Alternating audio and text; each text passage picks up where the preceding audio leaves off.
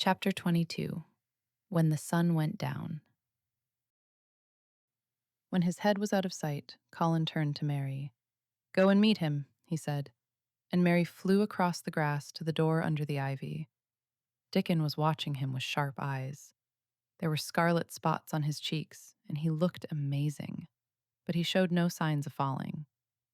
"I can stand," he said, and his head was still held up, and he said it quite grandly. "I told thee thou could, as soon as thou stopped being afraid," answered Dickon, "and thou stopped." "Yes, I've stopped," said Colin. Then suddenly he remembered something Mary had said. "Are you making magic?" he asked sharply. Dickon's curly mouth spread in a cheerful grin. "Thou's doin' magic thyself," he said. "It's same magic as made these 'ere work out of the earth." And he touched with his thick boot a clump of crocuses in the grass. Colin looked down at them. "Aye," he said slowly, "there couldna be bigger magic than that there. There couldna be." He drew himself up straighter than ever. "I'm going to walk to that tree," he said, pointing to one a few feet away from him. "I'm going to be standing when Weatherstaff comes here. I can rest against the tree if I like. When I want to sit down, I will sit down, but not before. Bring a rug from the chair." He walked to the tree, and though Dickon held his arm, he was wonderfully steady. When he stood against the tree trunk, it was not too plain that he supported himself against it, and he still held himself so straight that he looked tall. When Ben Weatherstaff came through the door in the wall, he saw him standing there, and he heard Mary muttering something under her breath. "What art sayin'?" he asked rather testily, because he did not want his attention distracted from the long, thin, straight boy figure and proud face. But she did not tell him. What she was saying was this: "You can do it. You can do it. I told you you could. You can do it. You can do it. You can." She was saying it to Colin because she wanted to make magic and keep him on his feet looking like that. She could not bear that he should give in before Ben Weatherstaff. He did not give in. She was uplifted by a sudden feeling that he looked quite beautiful in spite of his thinness. He fixed his eyes on Ben Weatherstaff in his funny, imperious way. "Look at me," he commanded. "Look at me all over. Am I a hunchback? Have I got crooked legs?" Ben Weatherstaff had not quite got over his emotion, but he had recovered a little and answered almost in his usual way. "Not tha," he said. "Nowt o' the sort. What's thou been doin' with thyself? Hidin' out of sight and lettin' folk think thou was cripple and half-witted?" "Half-witted?" said Colin angrily. "Who thought that?" "Lots o' fools," said Ben. "The world's full o' jackasses brayin', and they never bray nowt but lies. What did thou shut thyself up for?" "Everyone thought I was going to die," said Colin shortly. "I'm not." And he said it with such decision. Ben Weatherstaff looked him over, up and down and up. "Tha die," he said with dry exultation. "Nowt o' the sort. Tha's got too much pluck in thee. When I seed thee put thou legs on the ground in such a hurry, I knowed thou was all right. Sit thee down on the rug a bit, young mester, and give me thy orders." There was a queer mixture of crabbed tenderness and shrewd understanding in his manner. Mary had poured out speech as rapidly as she could as they had come down the long walk. The chief thing to be remembered, she had told him, was that Colin was getting well. Getting well. The garden was doing it. No one must let him remember about having humps and dying. The Rajah condescended to seat himself on a rug under the tree. "What work do you do in the gardens, Weatherstaff?" he inquired. "Anything I'm told to do," answered old Ben. "I'm kept on by favor, because she liked me." "She?" said Colin. "The mother," answered Ben Weatherstaff. "My mother," said Colin, and he looked about him quietly. This was her garden, wasn't it? Aye, it was that. And Ben Weatherstaff looked about him too. She were main fond of it. "It is my garden now. I am fond of it. I shall come here every day," announced Colin. "But it is to be a secret." My orders are that no one is to know that we come here. Dickon and my cousin have worked and made it come alive. I shall send for you sometimes to help, but you must come when no one can see you." Ben Weatherstaff's face twisted itself in a dry old smile. "I've come here before when no one saw me," he said. "What?" exclaimed Colin. "When?" "The last time I was here," rubbing his chin and looking round, "was about 2 years ago." "But no one has been in it for 10 years," cried Colin. "There was no door." "I'm no one," said old Ben dryly, "and I didn't come through the door. I come over the wall. The rheumatics held me back the last 2 years." "Tha come and did a bit of prunin'," cried Dickon. "I couldn't make out how it had been done." "She was so fond of it, she was," said Ben Weatherstaff slowly. "And she was such a pretty young thing. She says to me once, 'Ben,' says she laughin', 'if ever I'm ill or if I go away, you must take care of my roses.' When she did go away, the orders was no one was ever to come nigh. But I come, with grumpy obstinacy. Over the wall I come, until the rheumatics stopped me. And I did a bit of work once a year. She'd gave her order first." "It wouldn't have been as wick as it is if tha hadn't done it," said Dickon. "I did wonder." "I'm glad you did it, Weatherstaff," said Colin. "You'll know how to keep the secret." "Aye, I'll know, sir," answered Ben. "And it'll be easier for a man with rheumatics to come in at the door." On the grass near the tree, Mary had dropped her trowel. Colin stretched out his hand and took it up. An odd expression came into his face, and he began to scratch at the earth. His thin hand was weak enough, but presently, as they watched him, Mary with quite breathless interest, he drove the end of the trowel into the soil and turned some over. "You can do it. You can do it," said Mary to herself. "I tell you, you can." Dickon's round eyes were full of eager curiousness, but he said not a word. Ben Weatherstaff looked on with interested face. Colin persevered. After he had turned a few trowelfuls of soil, he spoke exultantly to Dickon in his best Yorkshire. "Tha said as that'd have me walkin' about here same as other folk, and tha said that'd have me diggin'. I thought tha was just leein' to please me. This is only the first day and I've walked, and here I am, diggin'." Ben Weatherstaff's mouth fell open again when he heard him, but he ended by chuckling. He said, "that sounds as if tha'd got wits enow. Tha'rt a Yorkshire lad for sure. And tha'rt diggin' too. How'd tha like to plant a bit o' something? I can get thee a rose in a pot." "Go and get it," said Colin, digging excitedly. "Quick, quick." It was done quickly enough indeed. Ben Weatherstaff went his way forgetting rheumatics. Dickon took his spade and dug the hole deeper and wider than a new digger with thin white hands could make it. Mary slipped out to run and bring back a watering can. When Dickon had deepened the hole, Colin went on turning the soft earth over and over. He looked up at the sky, flushed and glowing with the strangely new exercise, slight as it was. "I want to do it before the sun goes quite down," he said. Mary thought that perhaps the sun held back a few minutes just on purpose. Ben Weatherstaff brought the rose in its pot from the greenhouse. He hobbled over the grass as fast as he could. He had begun to be excited too. He knelt down by the hole and broke the pot from the mold. "Here, lad," he said, handing the plant to Colin.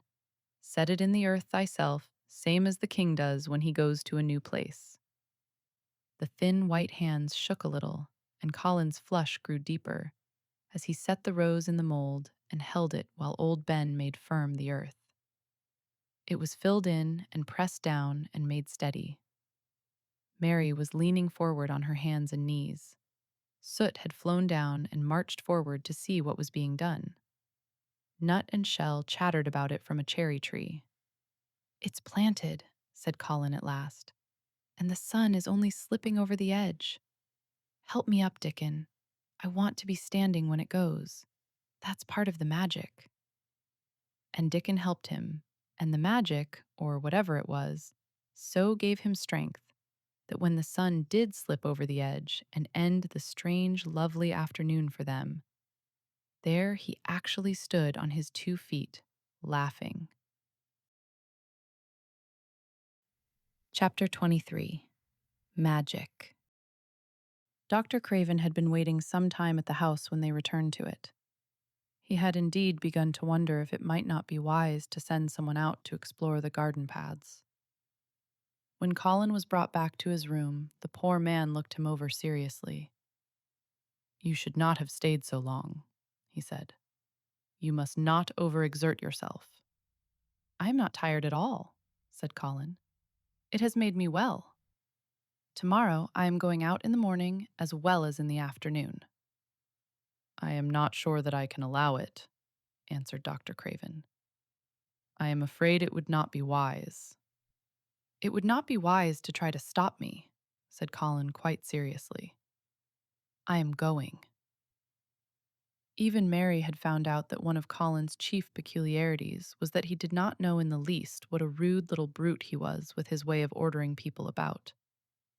He had lived on a sort of desert island all his life, and as he had been the king of it, he had made his own manners and had had no one to compare himself with. Mary had indeed been rather like him herself, and since she had been at Misselthwaite, had gradually discovered that her own manners had not been of the kind which is usual or popular. Having made this discovery, she naturally thought it of enough interest to communicate to Colin.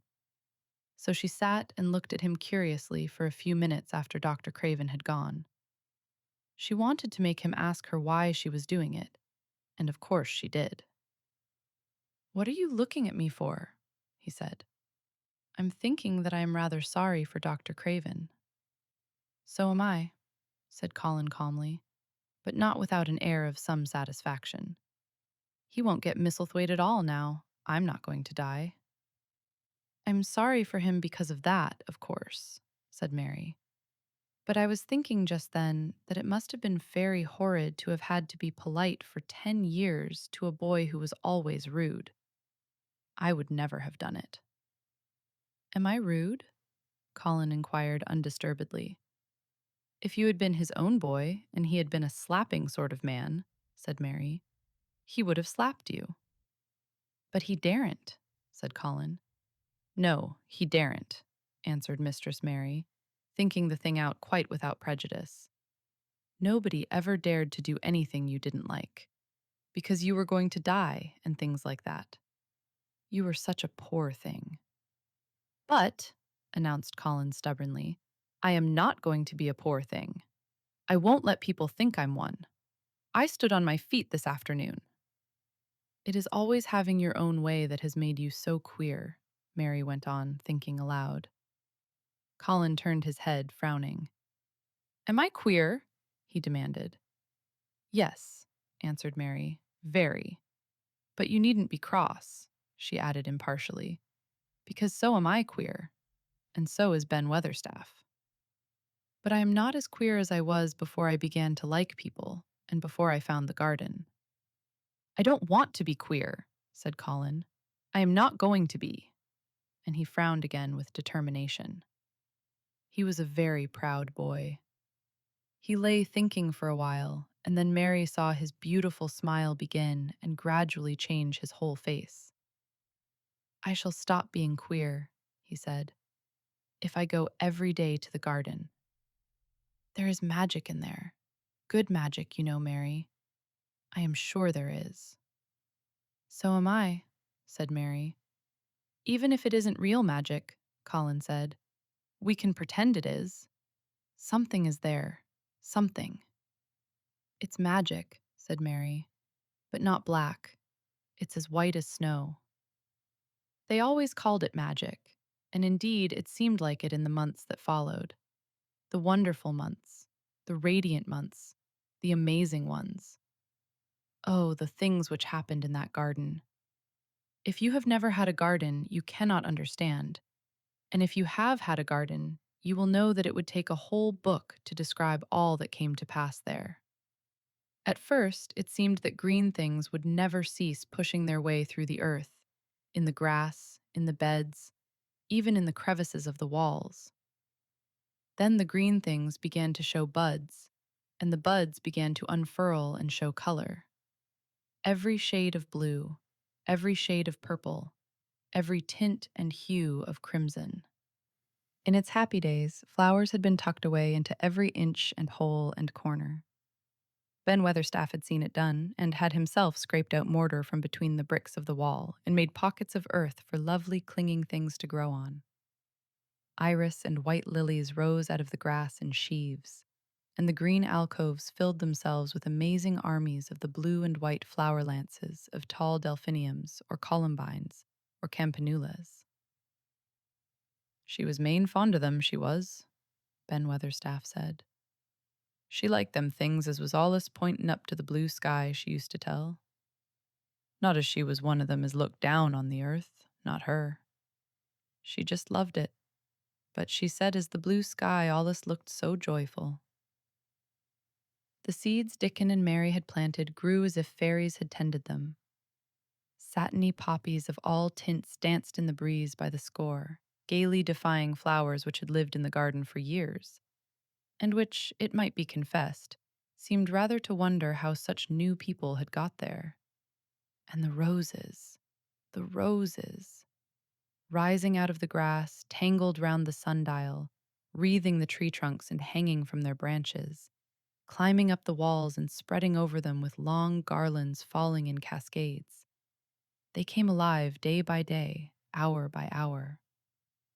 Fair, fresh leaves and buds, tiny at first, but swelling and working magic until they burst and uncurled into cups of scent, delicately spilling themselves over their brims and filling the garden air.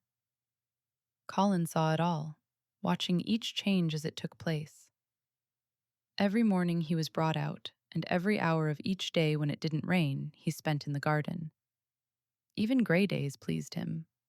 He would lie on the grass, watching things growing, he said. If you watched long enough, he declared, you could see buds unsheath themselves. Also, you could make the acquaintance of strange, busy insect things running about on various unknown, but evidently serious errands, sometimes carrying tiny scraps of straw or feather or food, or climbing blades of grass as if they were trees from whose tops one could look out to explore the country. A mole throwing up its mound at the end of its burrow, and making its way out at last with the long-nailed paws which looked so like elfish hands, had absorbed him one whole morning. Ants' ways, beetles' ways, bees' ways, frogs' ways, birds' ways, plants' ways, gave him a new world to explore. And when Dickon revealed them all and added foxes' ways, otters' ways, ferrets' ways, squirrels' ways, and trouts and water rats and badgers' ways, there was no end to the things to talk about and think over. And this was not the half of the magic. The fact that he had really once stood on his feet had set Colin thinking tremendously. And when Mary told him of the spell she had worked, he was excited and approved of it greatly. He talked of it constantly. Of course there must be lots of magic in the world, he said wisely one day. But people don't know what it is like or how to make it. Perhaps the beginning is just to say nice things are going to happen until you make them happen. I am going to try and experiment. The next morning, when they went to the secret garden, he sent at once for Ben Weatherstaff. Ben came as quickly as he could and found the Rajah standing on his feet under a tree and looking very grand, but also very beautifully smiling. "Good morning, Ben Weatherstaff," he said. "I want you and Dickon and Miss Mary to stand in a row and listen to me, because I am going to tell you something very important." "Aye, aye, sir," answered Ben Weatherstaff, touching his forehead. One of the long-concealed charms of Ben Weatherstaff was that in his boyhood he had once run away to sea and had made voyages, so he could reply like a sailor. "I am going to try a scientific experiment," explained the Rajah. When I grow up, I am going to make great scientific discoveries, and I am going to begin now with this experiment. Aye, aye, sir, said Ben Weatherstaff promptly. It was the first time Mary had heard of them either. But even at this stage, she had begun to realize that, queer as he was, Colin had read about a great many singular things and was somehow a very convincing sort of boy. When he held up his head and fixed his strange eyes on you, it seemed as if you believed him almost in spite of yourself, though he was only 10 years old, going on 11. At this moment, he was especially convincing because he suddenly felt the fascination of actually making a sort of speech like a grown-up person. The great scientific discoveries I am going to make, he went on, will be about magic. Magic is a great thing, and scarcely anyone knows anything about it except a few people in old books, and Mary a little, because she was born in India where there are fakirs. I believe Dickon knows some magic, but perhaps he doesn't know he knows it. He charms animals and people. I would never have let him come to see me if he had not been an animal charmer, which is a boy charmer too, because a boy is an animal. I am sure there is magic in everything, only we have not sense enough to get hold of it and make it do things for us, like electricity and horses and steam. This sounded so imposing that Ben Weatherstaff became quite excited and really could not keep still. Aye, aye, sir, he said, and he began to stand up quite straight. When Mary found this garden, it looked quite dead, the orator proceeded. Then something began pushing things up out of the soil and making things out of nothing. One day things weren't there, and another they were. I had never watched things before, and it made me feel very curious. Scientific people are always curious, and I am going to be scientific. I keep saying to myself, what is it? What is it?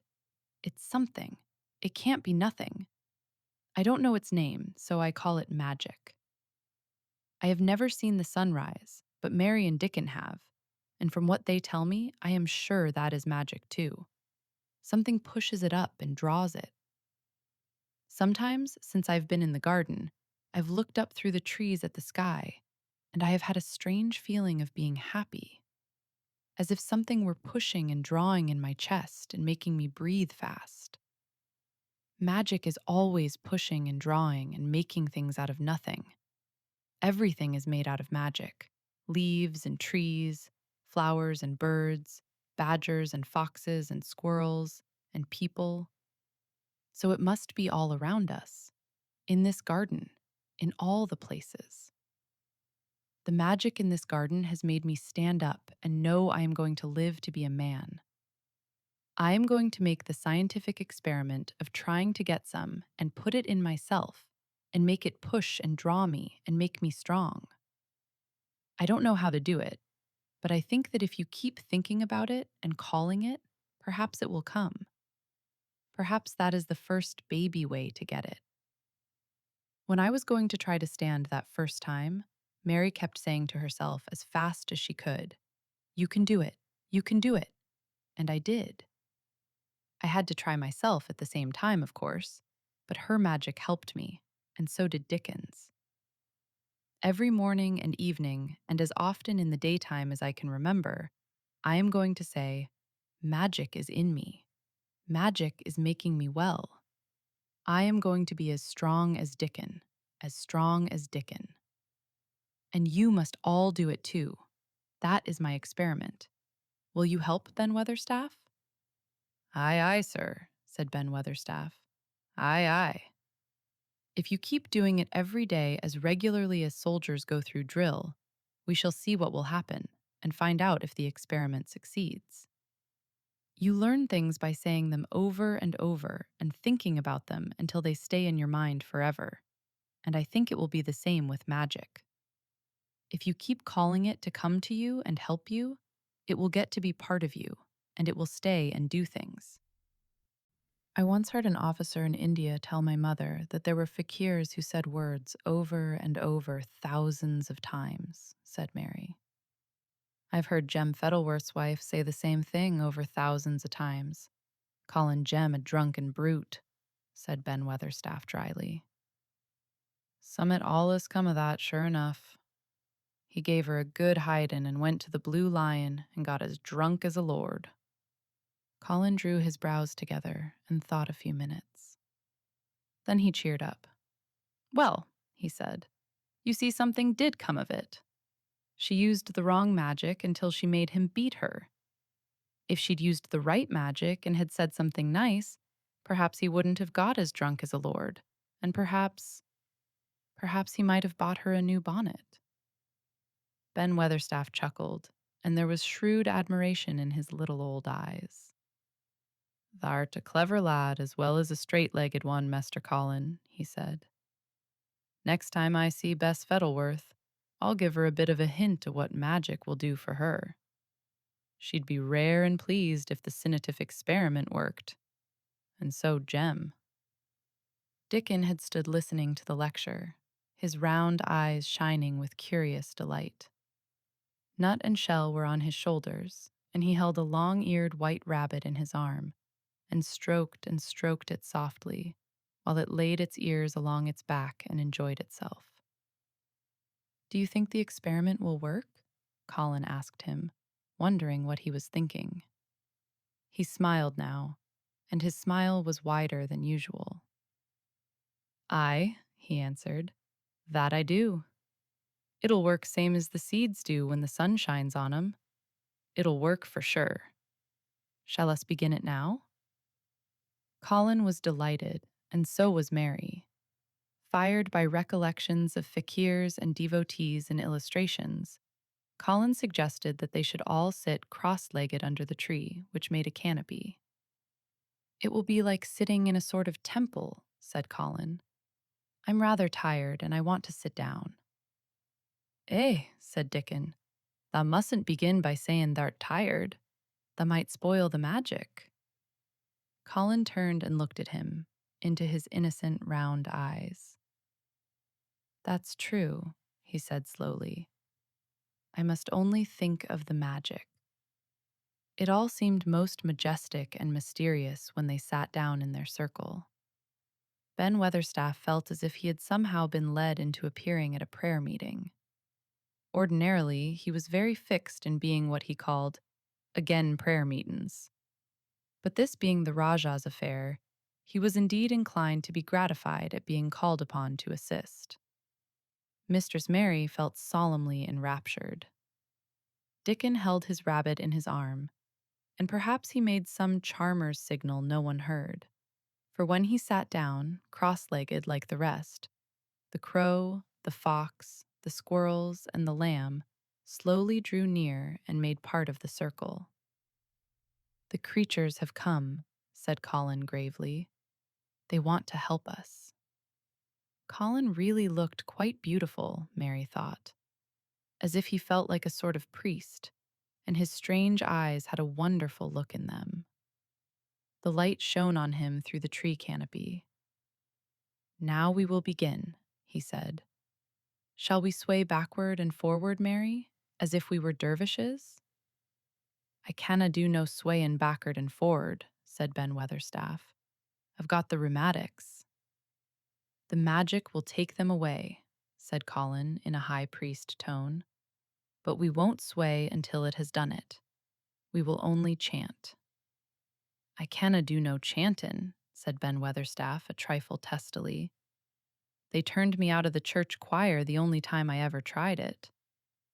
No one smiled. They were all too much in earnest. Colin's face was not even crossed by a shadow. He was thinking only of the magic. "Then I will chant," he said, and he began, looking like a strange boy spirit. "The sun is shining. The sun is shining. That is the magic. The flowers are growing. The roots are stirring. That is the magic. Being alive is the magic. Being strong is the magic. The magic is in me. The magic is in me. It is in me. It is in me. It's in every one of us. It's in Ben Weatherstaff's back. Magic. Magic. Come and help. He said it a great many times. Not 1,000 times, but quite a goodly number. Mary listened entranced. She felt as if it were at once queer and beautiful, and she wanted him to go on and on. Ben Weatherstaff began to feel soothed into a sort of dream, which was quite agreeable. The humming of the bees and the blossoms mingled with the chanting voice and drowsily melted into a doze. Dickon sat cross-legged with his rabbit asleep on his arm and a hand resting on the lamb's back. Soot had pushed away a squirrel and huddled close to him on his shoulder. The gray film dropped over his eyes. At last, Colin stopped. "Now I am going to walk round the garden," he announced. Ben Weatherstaff's head had just dropped forward, and he lifted it with a jerk. "You have been asleep," said Colin. "Now to the sort," mumbled Ben. "The sermon was good now, but I'm bound to get out afore the collection." He was not quite awake yet. "You're not in church," said Colin. "Not me," said Ben, straightening himself. "Who said I were? I heard every bit of it."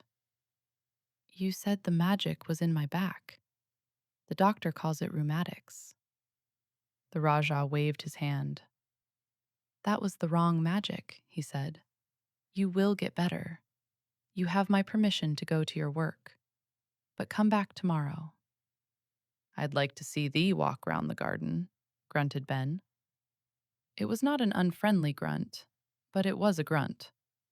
In fact, being a stubborn old party and not having entire faith in magic, he had made up his mind that if he were sent away, he would climb his ladder and look over the wall, so that he might be ready to hobble back if there were any stumbling. The Rajah did not object to his staying, and so the procession was formed. It really did look like a procession. Colin was at its head, with Dickon on one side and Mary on the other. Ben Weatherstaff walked behind, and the creatures trailed after them. The lamb and the fox cub keeping close to Dickon, the white rabbit hopping along or stopping to nibble, and Soot following with the solemnity of a person who felt himself in charge. It was a procession which moved slowly, but with dignity. Every few yards it stopped to rest. Colin leaned on Dickon's arm, and privately Ben Weatherstaff kept a sharp lookout. But now and then Colin took his hand from its support and walked a few steps alone. His head was held up all the time, and he looked very grand. "The magic is in me," he kept saying. "The magic is making me strong. I can feel it. I can feel it." It seemed very certain that something was upholding and uplifting him. He sat on the seats in the alcoves, and once or twice he sat down on the grass, and several times he paused in the path and leaned on Dickon, but he would not give up until he had gone all round the garden. When he returned to the canopy tree, his cheeks were flushed and he looked triumphant. "I did it! The magic worked!" he cried. "That is my first scientific discovery." "What will Dr. Craven say?" broke out Mary. "He won't say anything," Colin answered, "because he will not be told. This is to be the biggest secret of all. No one is to know anything about it until I have grown so strong that I can walk and run like any other boy. I shall come here every day in my chair, and I shall be taken back in it. I won't have people whispering and asking questions, and I won't let my father hear about it until the experiment has quite succeeded. Then, sometime when he comes back to Misselthwaite, I shall just walk into his study and say, 'Here I am. I am like any other boy. I am quite well, and I shall live to be a man. It has been done by a scientific experiment.'" "He will think he is in a dream," cried Mary. "He won't believe his eyes." Colin flushed triumphantly. He had made himself believe that he was going to get well, which was really more than half the battle if he had been aware of it. And the thought which stimulated him more than any other was this imagining what his father would look like when he saw that he had a son who was as straight and strong as other fathers' sons. One of his darkest miseries in the unhealthy, morbid past days had been his hatred of being a sickly, weak backed boy whose father was afraid to look at him. "He'll be obliged to believe them," he said. "One of the things I am going to do, after the magic works and before I begin to make scientific discoveries, is to be an athlete." "We shall have thee taken to boxin' in a week or so," said Ben Weatherstaff. "Thou'lt end wi' winnin' the belt and bein' champion prize fighter of all England."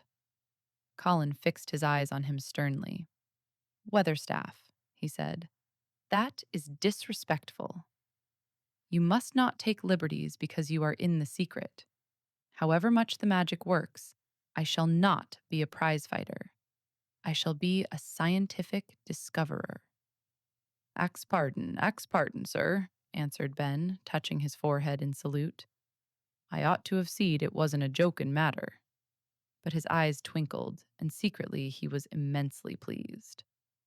He really did not mind being snubbed, since the snubbing meant that the lad was gaining strength and spirit. Thank you for joining me for another episode on She Reads Tales. In today's chapters, we saw hope continue to triumph over fear as the remarkable changes in both the garden and its young caretakers became clearer than ever. Every step brings them closer to a future that once seemed impossible. In the next episode, we'll continue with chapter 24, where an unexpected discovery begins to reveal just how far these quiet transformations have reached. If you're enjoying The Secret Garden, I'd love for you to subscribe to She Reads Tales. Your support helps bring timeless stories to new audiences and keeps these beloved classics alive for generations to come. Until next time, take care, and I'll see you in the next episode.